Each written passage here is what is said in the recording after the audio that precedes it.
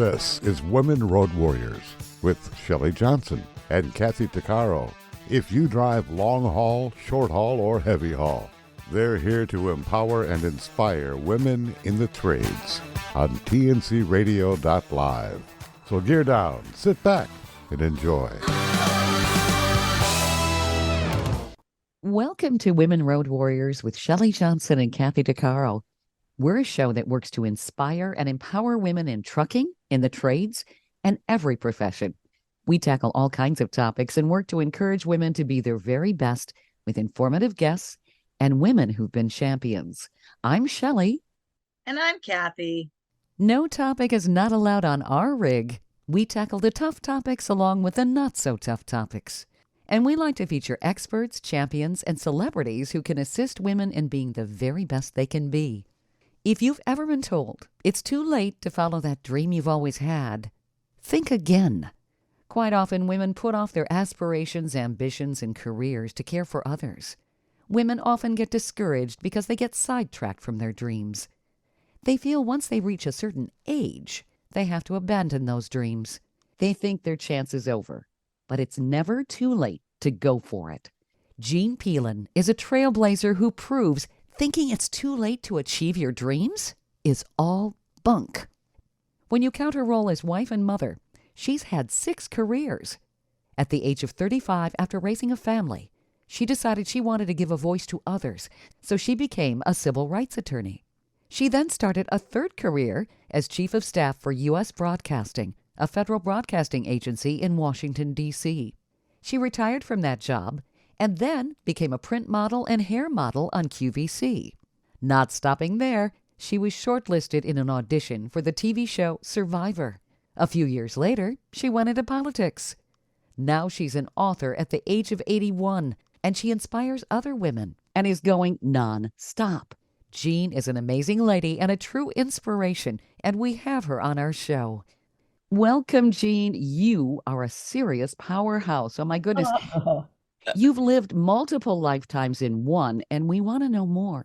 Sure. I'm so happy to be here. I'm so happy you have this show to promote each other, to help women live their full lives.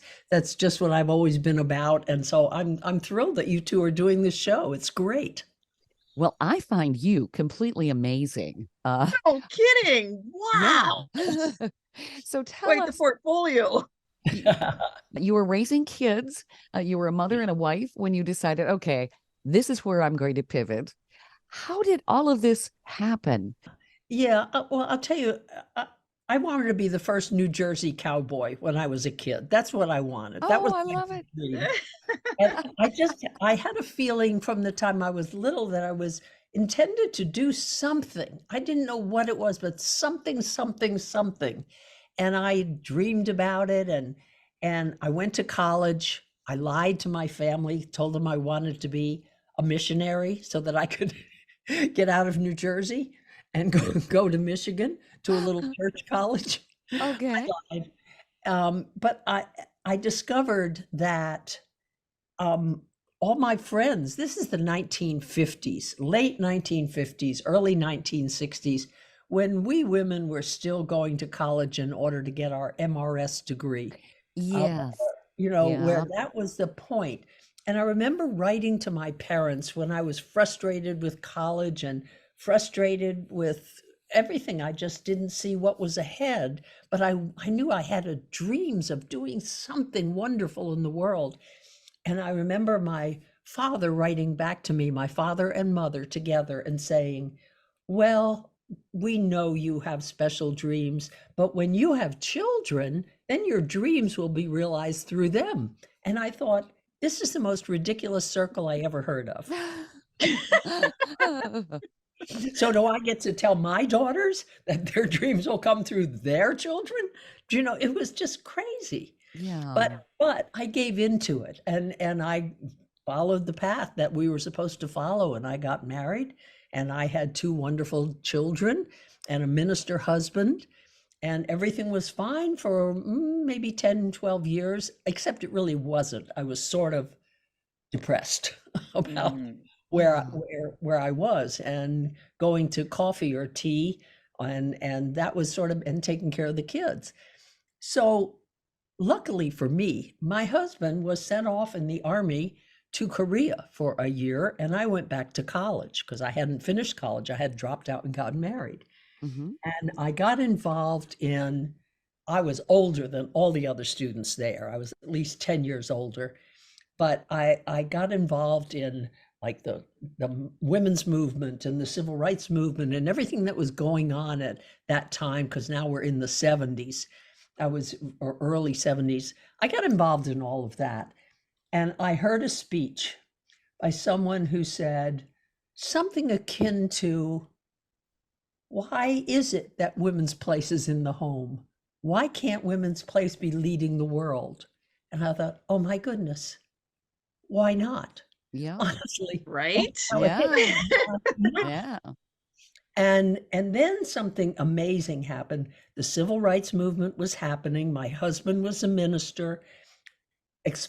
Martin Luther King was assassinated. And in the church, my husband's church, was a janitor, a custodian. He was the only Black person within miles of the church. And he asked for time off to go to the funeral, Martin Luther King's funeral. And everybody said, why? Now, he had worked in this church for 40 years. Why? Why would you go to the funeral? And he said, because my niece is Coretta Scott King and it's family. Well, the rumors, I mean, the church exploded with, we have to fire him. Oh my goodness. He's a communist. And that was my sort of moment of saying, wait a minute, what is going on in this world? And at that moment, I knew when I watched him insist on getting the time off to go at the risk of his 40-year job, I was in such admiration for him, for this individual, at what he was risking to stand up for community, for family, for the right thing, that I thought, that's it. I have to become a civil rights lawyer. I mean, that's just it. And I did. I went to law school, dragging my 2 kids behind me, and studied for 3 years and became a civil rights lawyer. Wow. You know, it's a weird story, but it's a truthful story. And all the years in civil rights, and I work in civil rights, it was in education. And so I did a lot of work with kids with disabilities in public schools, and a lot of work with women's athletics, making sure women got to participate in athletics in elementary and high school and colleges. And it was a wonderful career. I loved every second of it, every second. But then I had done it all. So I took another job in broadcasting. Don't ask me why, except it was offered, and it was a big job. It was a chief of staff of a federal agency that had broadcasting. I mean, it was U.S. broadcasting that was all over the world. Okay.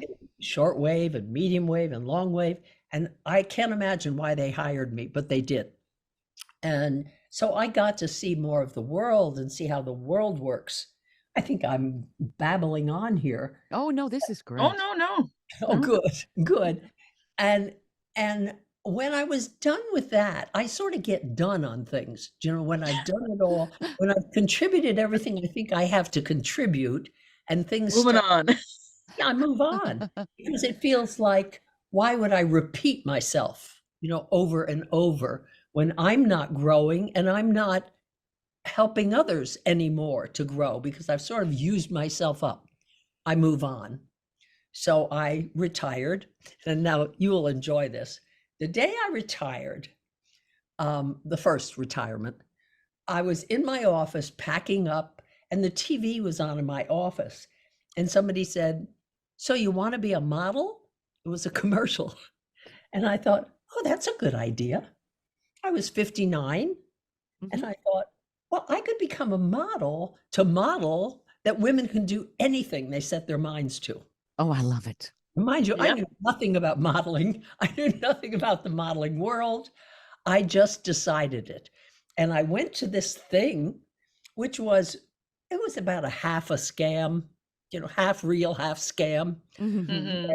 You went to this big hotel ballroom and there were like 300 people, 400 people there. And they said, you can become a lifestyle model. And they had you parade in front of all these agents they had brought in from around the country, from modeling agencies. Mhm. And if they liked you, they would write your name down and they would keep a bunch of people behind. So they kept me behind and they said, yeah, you can model, you can model. What they don't tell you is that these agents are in LA. I'm in Washington, D.C. They're in LA, they're in Chicago, they're in Atlanta, and they don't want people from Washington, D.C. there. They just got paid to be there. So, but I thought, well, they showed interest. So I wrote to the ones who were from New York City. There were several from New York City. I wrote to them and said, could I come up there for an informational interview so I can learn more about the modeling world? But really, I wanted to be signed with them. And so I went up and I got signed with 3 agencies, Good for you. and just Good for started you. modeling. It was the best job ever. Let me tell you, when you can go someplace and they dress you and they do your hair and they do your makeup Mhm. and they put you in front of the camera and they say smile and then they give you money. Yes, right. Right. It was shocking to me that it was that crazy. I mean, it's very weird. That whole industry is very weird because you're not really a person. I had to give up any idea that I had anything to sort of contribute in terms of their lives because in that industry, you're called the talent. Right. And I Mhm. was the talent. I didn't even have a name. I didn't need to have a name. I was just the talent that went before the camera, but it was fun. I had a great time with it. They kept giving me what I call pretend husbands. I had 3 jobs in a row, 2 commercials and a print job where they would give me a pretend husband. They would show us, like walking through the farmer's market, holding hands or riding bicycles on the beach and giving loving looks to each other. And then they would give him a heart attack. Oh, jeez. And they would Oh, my. show me, in the hospital looking concerned. Or, Mhm.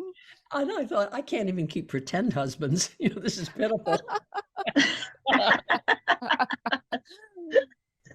know this is weird, but I loved it.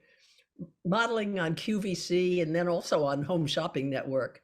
I modeled hair on QVC and skin on Home Shopping Network, and those jobs are great fun. They're really great fun. I have to tell you, my friends all think I'm crazy. I have such admiration for the hosts on those 2 stations because they can sell anything, Mhm. Yep. anything.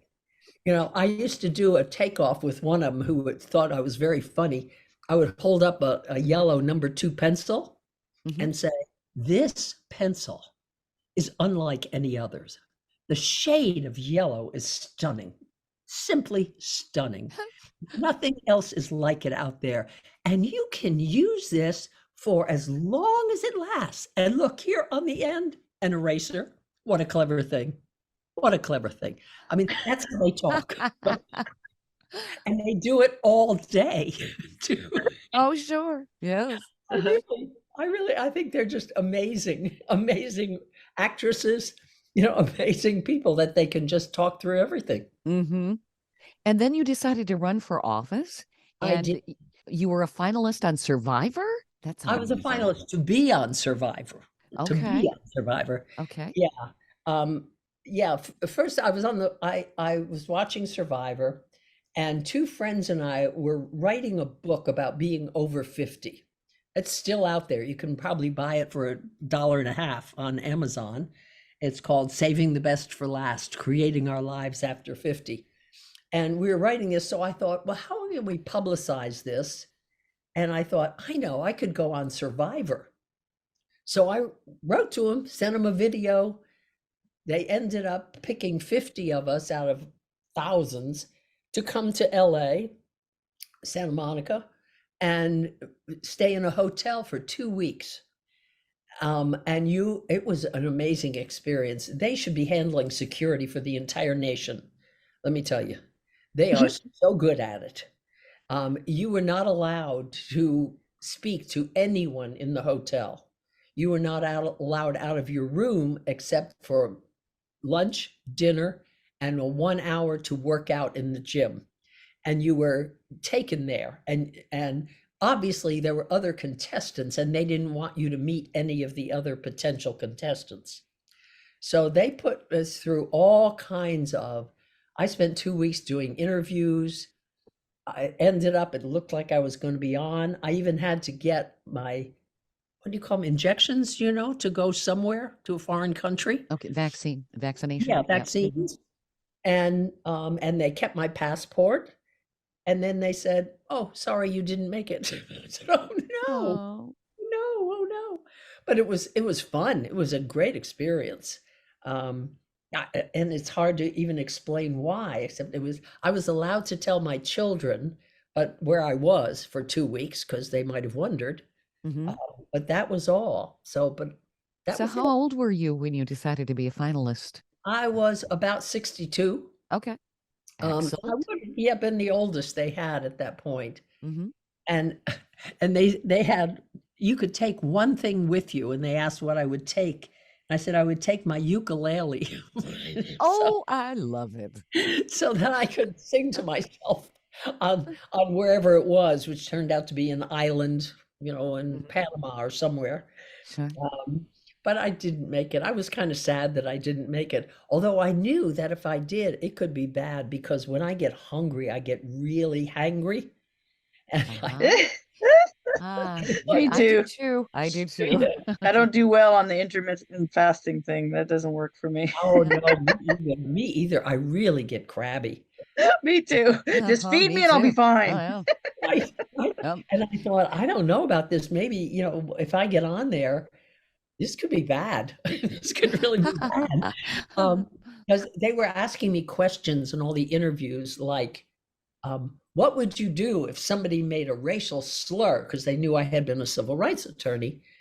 And I was being I think now I know what they wanted me to say, like I'd, slug them or something, but what I said was something like, well, I would talk to them to see what it is in their background that made them so insensitive, blah, blah, blah, blah. That isn't what they wanted to hear. Right. They did not. But I thought, and if I had really gotten on the show and was hungry, I probably would have punched somebody out. Right? Yeah. That's funny. Stay tuned for more of Women Road Warriors coming up. Industry movement Trucking Moves America Forward is telling the story of the industry. Our safety champions, the women of trucking, independent contractors, the next generation of truckers, and more. Help us promote the best of our industry. Share your story and what you love about trucking. Share images of a moment you're proud of. And join us on social media. Learn more at truckingmovesamerica.com. Welcome back to Women Road Warriors with Shelley Johnson and Kathy Tuccaro. Jean, all of this is truly amazing. So then after you did all of the things you told us about, you came out of retirement and decided to run for office. That's another wow. Yeah, I did retirement number 2. I retired from QVC and from writing the book and from trying to be on Survivor. And I moved to an island off the west coast of Florida called Anna Maria Island, which is, or was, a lovely little paradise. And it's like 7 miles long, had about 5,000 residents, and except in the winter when it had about 30,000 residents, like, any Florida coastal town. Sure. And when I got there, I thought I was so bored. I cannot tell you, retirement is really, I kept thinking, this has got to be more than Taco Tuesdays. I mean, really, how can anybody exist golfing and going to Taco Tuesday, and having lunches and playing bridge? So I decided to run for office in my little bitty city there.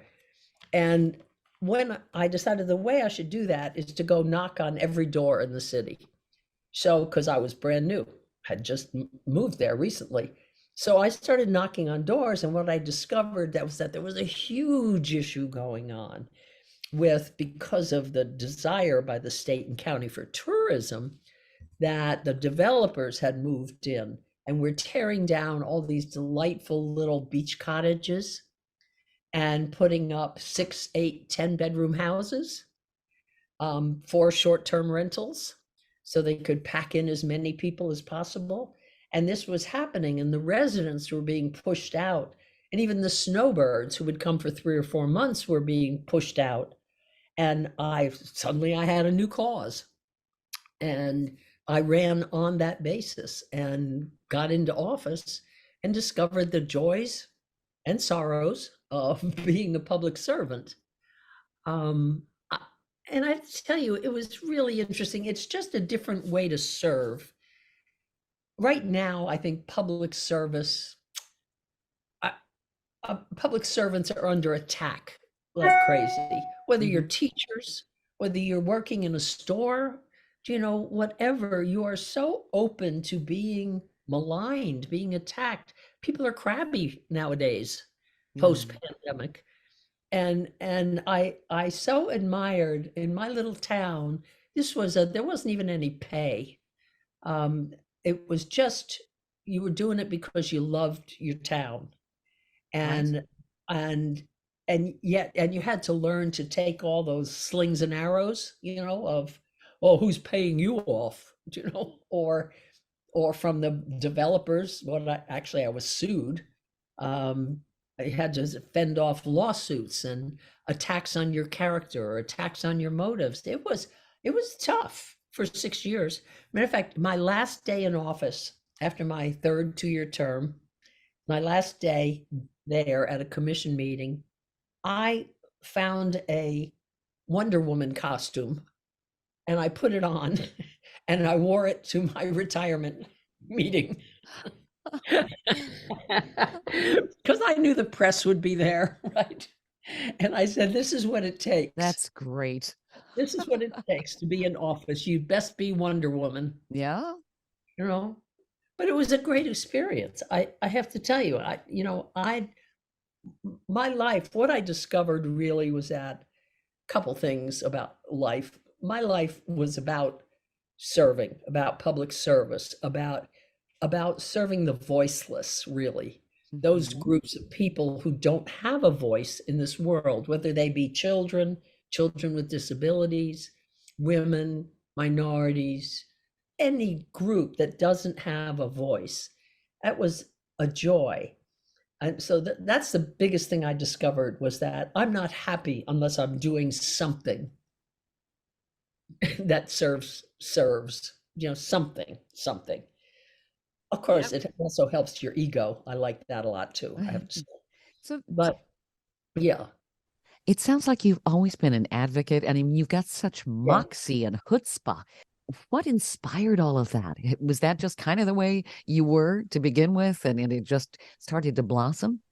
Well, I'll tell you, it's not a happy story. I tell this I have a memoir that will be coming out, I thought in March, now it's August, coming out, called Feisty, a memoir in little pieces. And I tell the story in there, probably for the first time ever, of being molested as a child. Oh, gosh. And what happens when that happens, and I kept it because I was told not to tell anybody. I kept it secret, didn't tell anybody, and it kept happening. And this went on for a period of months. And I know that what that instilled in me, I was voiceless. Yeah. I felt I had no say. I had no power. I had no anything. And that I know that is what instilled in me a need to give voice to voiceless. That's why like working with children with disabilities was so big for me when I was working as a civil rights lawyer. Um, it's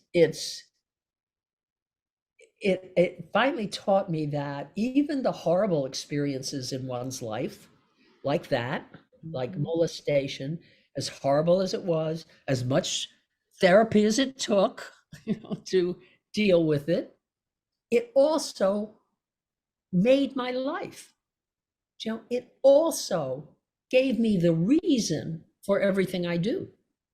It And galvanized you, That, didn't yes, it? yes, Yeah. that's like exactly like me. I've been molested since I've been very small and yes, raped repeatedly throughout my life and beaten and strangled and oh, stalked Lord, and like you just name it, it happened. And I mean, I was a nurse for 13 years, and because I hadn't dealt with it all, and I mean, I lost everything I owned and was drunk yes, and homeless, and at the age of 42, and just miserable. But in saying that, all those experiences have formed who I am today. I mean, yes, today I have 11 years sober. I mean, I wrote a couple books. I'm doing all sorts of things. I mean, I operate the largest equipment in the world. I do speaking engagements. I give back to every single community where I go. And yes, I help the women that are in shelters for domestic violence. I help the youth have a voice because I was like you. I was voiceless. I yes, didn't say a word to anybody, not even my mother or my sisters, until I was yes, 40, yes, right? yes, Nobody knew. yes, So suffering in absolutely. silence, I mean, enough was enough. And that's why I was saying earlier about how my motivation in life was that toothless Joe when I was drunk and homeless. I'm like, this is where it ends. This is Yes, where it stops. This is like enough, right? And yes, all those experiences have developed me into every single thing that I am, everything that I stand for, everything that I speak to, everywhere I go worldwide. I make a point of going to see the suffering, going to meet those that are hurting. Say, hey, here's my hand. Here, let's get you back up and let's get you moving again. Because if yes, you don't, hope is what helped me. So you got to give it back. And yeah, I really believe that God did not leave me on earth to sit at home watching useless TV programs and doing yep, nothing. exactly, Yeah. you know, exactly right, so exactly. I'm gonna be like you. I'm spending the rest of my life. I'm gonna be 54 here in a couple months. I'm gonna spend the rest of my life to the very last day giving back and Yes, helping those that are and like I'm gonna be just like you, not even have 3 or 4 retirements. I'm not retiring, period. Like whatever that's right. I do, wherever I go, something's moving. You got That's it. great. When I moved, I live now in Western North Carolina in a tiny house village. I love my tiny house, 400 square feet of space to live in, plus a front porch and a back porch and a loft. Anyway, when I got here, I thought, this is my final retirement. I am here now. This is it. I'm Yeah. really retiring. But Yeah. damn, but they didn't offer Taco Tuesdays here. And I thought, no, it's following me around. I cannot deal with it. So I'm not doing it. I'm not conforming. I'm No. not doing it. And what I saw is that there were lots of single women in here, or lots. And I thought, and I started thinking about, for the first time, really about my age. And I thought, wow, wait a minute. I remember reading that old people were revered in society at one point, revered for their wisdom, looked to for wisdom, looked to for guidance. And that ain't happening anymore. And I don't think we people who are aging know what to do with ourselves. And we have experience and we have wisdom. Yeah. I'm sure we have a lot of bad habits too, but we have experience and we have wisdom and we've been through things. I've been through alcoholism. I have been through all of this and I have learned a lot. But so what? Nobody cares. And so I started thinking about, well, who are we now? Who are we when we start to age? And so I started a website and a Facebook group called Old Women Who Write. And the purpose of the whole thing is to encourage women in their 70s, 80s, and 90s to write, because writing is a way to pass on knowledge, to pass on what we've learned. Plus, it gives us a sense of purpose, a sense of self-respect that otherwise we don't get from walking our dogs. You know, we don't get it from any external source. I mean, people look at and through us in stores. I have had, people at the counter at like Macy's, although there's no Macy's in Western North Carolina, who at the makeup counter, who don't even see me standing there. I don't exist because I'm not anymore, attractive in the world. And so this has given me my new purpose. Here's where I am, encouraging women to respect themselves, to do something worth doing, to write. So I've been having the best time in my next iteration of my career in talking. I interview writers, and the writers don't have to be 70, 80, or 90 if they're inspiring people. But I interviewed a first-time writer who is 82, and her book is a hit. It's called Cat Brushing, which is a weird name. I'm interviewing women who have lived through the Holocaust. I am interviewing people who are inspiring, and they inspire me. And I'm hoping they inspire other women who are out there. So what I'm discovering is more and more younger women are joining old women who write, because they are wanting to be inspired. They're wanting to talk about lives worth living, which is what we get into when we start talking. What makes life worth living? And for me, what makes life worth living is living fully, consciously, every minute of every day. That's the goal. I mean, I don't meet that goal when I'm, watching Dr. Phil on TV, but that's what I strive to do. And the other thing I want to share with you, for people who, listen to your show, who may be looking to do something but are scared. Here's what I discovered in my life. I never knew how to do anything I set out to do. And I never knew how I was going to do anything I set out to do. I never had a plan and follow step 1, step 2, step 3. But what I always had was a vision of where I was going, a vision of what I wanted and what I wanted to make happen. And once I had that vision and committed to it and got into action about it, boy, did the universe back me up. I mean, always the universe was there. Oh, this will support you. Oh, how about this? Oh, here comes this person who knows a whole lot about this area. It was a repeated, amazing experience all the way through my life.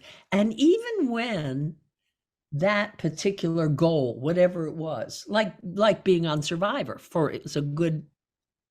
instance, even when it didn't ultimately end up in what I thought what I said my vision was, I learned so much along the way, along the way to there. So much about how to make things happen, so much about living into and fulfilling, that it was worth every minute, even if I didn't reach that final goal. You and I are like two peas in a pod. It's unbelievable. I am exactly the same. What did I know about writing a book? Nothing. Right? I've never written anything. But you know what? My book's now in 5 languages, and I got a second book, and I got a workbook, and I'm working on a third book. I'm impressed. What do I know about writing a screenplay? Nothing. And I wrote the screenplay. And you know what? what do I know about marketing? Nothing. But here I am. I sold my house in Canada. I'm living in a tiny little garage space in LA. I don't know what really I'm doing, but I have that vision of Yep. what I ultimately Got it. want. And you're right. The universe sends me people that are good in marketing, that are good on social media, that are good on here, so that Yes, they can teach me, or then I can, it's amazing. Yeah. it But is. you have to be brave enough and courageous enough to take that step and Yep, have it's that so faith that, you know what, I'm going to do it. I'm going to feel the fear and do it anyway, and something's going to come out of it. Yep. it's called stepping out on the skinny branches. Do you know? Yeah. Good That's description. that's what it Yeah. is. It's stepping out without knowing where you're going, or you Yeah. know why you're going, but you don't know how you're going to get there, but you step out anyway. Oh, Yeah. that's so true. Stay tuned for more of Women Road Warriors coming up.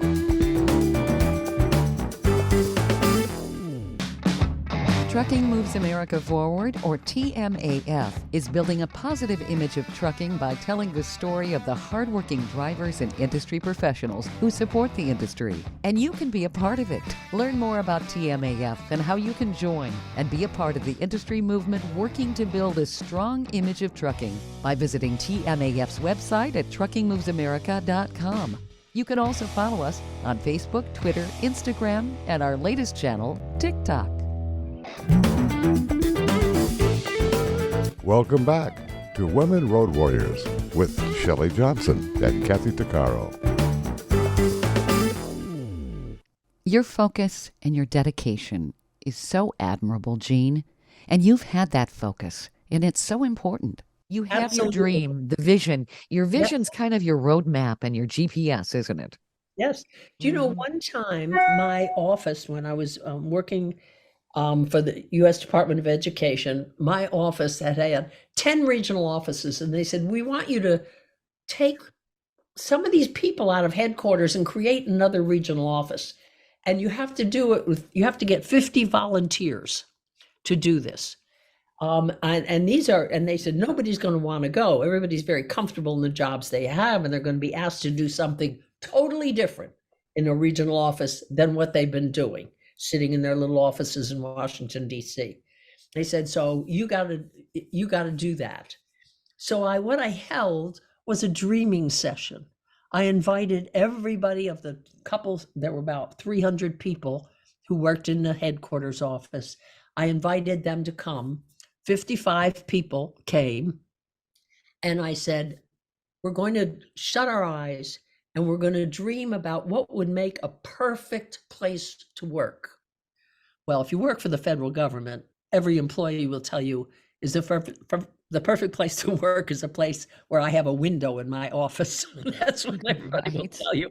That's number one. But then they came up with a list of everybody should have a window. Everybody should have a window. 1, 2, everybody, the work should be worthy.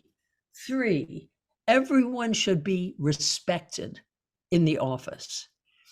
4, everyone should support each other in the office. And I said, then let's create that very office. Didn't know how. Within a year, we had 52 people volunteered to come because the vision was so good. It Mhm. was so great. It was so different than what they've ever had, especially the respect part. And it was so different. 52 people signed up, and within a year, we had a wonderful office. We had a place, and we had a place where everybody had a window except the managers. Oh, I love it. We didn't. Everyone else did, because we found a place. It is now the Trump Hotel in Washington, D.C., but it used to be called the old post office building. We had a Yes. place where it had outside windows, but it also looked over a courtyard. So Mhm. it had interior windows, you know? So, but that is what vision can do. When you create a vision, you enroll other people in your vision. You really do. Yeah. You know, Jean, Yep. I love what you're doing with women on your website. You're really inspiring them. And you're bucking the system. You're being an advocate again. You're fighting against ageism. You are I think redefining in especially in women's minds, like you said, you're bringing in a lot of younger people too. We have Yes, such a superficial culture that doesn't seem to revere or respect wisdom. I And there's agree. still the objectification of women, which is totally inappropriate. We've got this youth culture, Yep. and you're making waves. You're bringing women back into their value, and you're reestablishing, hey, yes, you need to respect the older generation. We've been there, done that, got the t-shirt. You Mhm. guys haven't, you know? Yeah. Yeah, absolutely. I mean, it would be my hope that this becomes a national conversation among women over Yes. 50. You know, a Yeah. national conversation Yeah. about who are we? How do we choose to live? You know, when my grandmother was born in 1900, average age for women's lives was 50 something years old. Right. Well, now our average age is 85. And so the big question is, what do we plan to do with the rest of our lives? You Yeah. know, what Sure. do we plan to do? And Yep. so if we can plan as a people, as women over 50 to lead meaningful lives. Wow, what a wonderful thing that would be. You know? Yes. And maybe it will also get women to stand up in terms of demanding what's right, what they deserve. I mean, even when women go into doctors' offices, I've heard this said, and I when I was helping taking care of my disabled mom, I Yeah. saw a lot of sexism with the doctors, quite frankly. Oh, yes. They dismissed her. And Yep. I stood up and said, that ain't happening. Hmm. And Hmm. she was disabled. She couldn't speak well all the time. She'd had encephalitis. And I remember bringing her in to talk to the doctor. He'd prescribed some medication she didn't need. And I found out the proper tests weren't being done. And this was a $400 a month medication. She did not need it. And I was asking him questions. She's sitting there with me. And he said, well, it's apparent somebody's been doing their homework. And I shot back. I said, somebody ought to be. And, Yeah, really, and I really. looked I looked over at my mother and she had her thumb up, just grinning at me, like, you go, girl. You know, it really hit me hard how my mother Yes, was being dismissed. yes, And that's yes. so wrong. Right, Yep. right. Mhm. Once women are past the childbearing years and the years when they can be considered as sexual beings, okay, which ends somewhere in their late 50s, probably. I'm talking about how the rest of the world sees us. Mhm. That's when your invisibility becomes evident. That women become, because of their age, invisible. And it's at Mhm. an age where men are still like rocking their careers and, you know, getting women who are 20 years old to be their Yeah. partners, shall we Mhm. say. You know, and so yeah, I am with you. The conversation to be had, I think, is huge. And the contribution we women over 50 can make is enormous. Just enormous. I totally agree. And the concept that men are somehow sexier when they get older and women aren't, that's just bunk. We need to stand as a unit and say, hell no, and bite me. I mean, it's bunk. It's sexist, just sexist. And we need to stand up and say, this messaging is marginalizing women, and it should never have happened, and it's not going to continue. Bravo for what you're doing. Well, it So sounds like you're going to be changing perspectives. This is I sure terrific. hope so. You know, and maybe educating younger women on, hey, you know, this needs to change. Yeah. Yeah. Mm-hmm. Yeah. I don't know. I have 6 granddaughters and I hope they can hear it. You know, I hope they can. My oldest granddaughter just read the transcript or whatever you call it for my manuscript for my forthcoming book. And she said, "Oh my God, Nana, I had no idea, you know, who you were, who you are." I Mm-hmm. said, "Oh my goodness. Oh, let's have more of that. Let's have more of that. You know, who are we, women? Who are we once we're past being sex objects? Who are we?"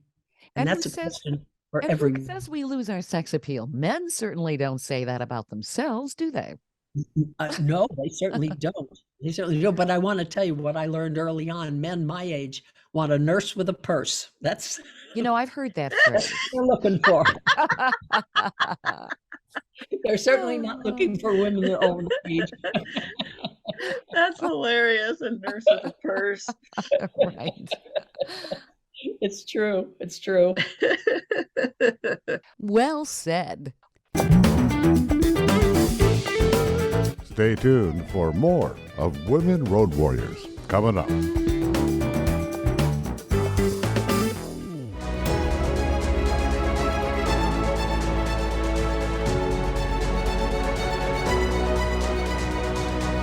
Kathy Tuccaro is nothing short of amazing.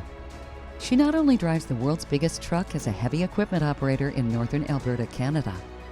She's an international motivational speaker and the author of Dream Big, an autobiography about overcoming a lifetime of trauma and abuse that led to dreams of success.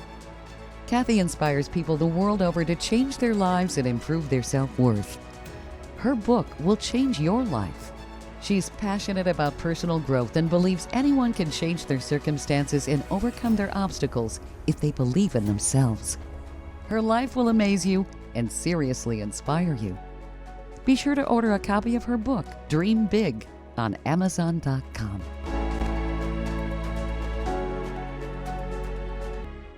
Industry movement Trucking Moves America Forward is telling the story of the industry, our safety champions, the women of trucking, independent contractors, the next generation of truckers, and more. Help us promote the best of our industry. Share your story and what you love about trucking. Share images of a moment you're proud of. And join us on social media. Learn more at truckingmovesamerica.com. Welcome back to Women Road Warriors with Shelley Johnson and Kathy Tuccaro. Jean, you are so refreshing. You are just what we need. Where is your website? How do people reach out to you? I'm Yeah. sure there are going to be people clamoring to buy your books. Oh, good. I'll surely let you all know when that book comes out, so you can tell your listeners. The website is surprise oldwomenwhowrite.com. And if they want to join, the Old Women Who Write, why they would go on there is to hear the interviews and see the interviews I'm doing with writers and publishers and agents and all kinds of people who are involved, poets who are involved with writing. And on Facebook, they can join Old Women Who Write, a Facebook group. And that's more lively. It's more real and in your life and every day, where people are in there. And I have 30-year-olds in there and 40-year-olds in there. Most of us are in the age range, but I also have younger people, and it's more lively, particularly for those who want to write. I invite people who have thought about it or want to write. Writing my memoir has been the best, cheapest therapy I've ever had. I really heartily endorse everyone write your memoir, because here's what happens. When you go back and you're trying to remember what happened when you were 16 and that all these incidents that we remember and we're not sure even why we remember them, but they stand out for some reason. Right. When you go back, I started realizing what the situation was, who was there, what was behind it, why I remembered it, why it was so important. And so it's great therapy. Like I said, it's cheap. It's just you and your computer or your pen and paper. It's cathartic. Very much so. Very much so. So Old Women Who Write, whether it's the website or the Facebook group or both, I would love for people to join in. I want to say bravo to what you're doing, Jean, and you are an kidding. Amazing woman. Thank you. Absolutely. I'm so inspired just to keep doing what I'm doing just because of you. Like, I've been sitting here struggling because I often wonder, am I making that difference? What am I doing? But listening to you, I'm like, just keep on doing what you're doing, woman. That's right. That's right. And you two also, both of you. That's why we invited you on here, because we want to inspire women and empower them. Yeah. And You've been there, you've done that, you've done a marvelous job in so many different capacities, and you've got so much to teach people. And anybody who says, "Oh, I can't," yeah, you can. Yeah, you can. Yeah, Yeah. can't is not a word people should use. And Jean, No. you're a wonderful example of that. Good. A big life lesson for myself and everyone is I happen to love men. I love men, but I always know, I've finally learned I have to love myself more. Yep. Yeah. Isn't that the truth? Yeah. And that's what people need to learn to do. So many people don't. Yep. And it's a process. It's a It process, is. certainly. Yep. Indeed. What is your website again, Jean, just in case somebody didn't write it down? Oldwomenwhowrite.com. Okay, wonderful. And people can reach out to you with any questions, that sort of thing? Absolutely. Absolutely. Or join the Facebook group, Old Women Who Write. This is so much fun talking to you. I'm inspired. You made my day. It definitely made mine. My goodness. If you ever get to Western North Carolina and want to see a tiny house village, come on by. How cool is that? I've seen them on TV. They're very cute. They're very adorable. They really are. I And they love got it. a lot of good storage, so you're not tripping over stuff and that kind of thing. And Oh, You don't yeah. need to clean very much, which is the bonus. oh yeah, That's right. And it's a village. It's truly the first one I've ever lived in where people help each other out all the time. Oh, very Make sure awesome. cool. everybody else is okay.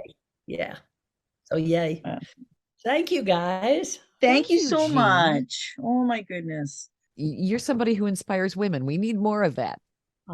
You're very nice. I really, really appreciate it.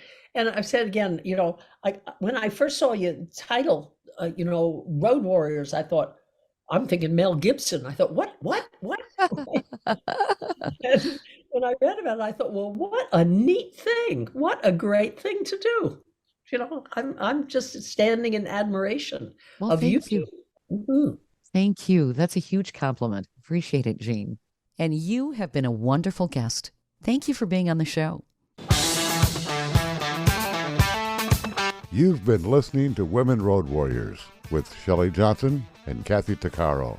If you want to be a guest on the show or have a topic or feedback, email us at info@tncradio.live.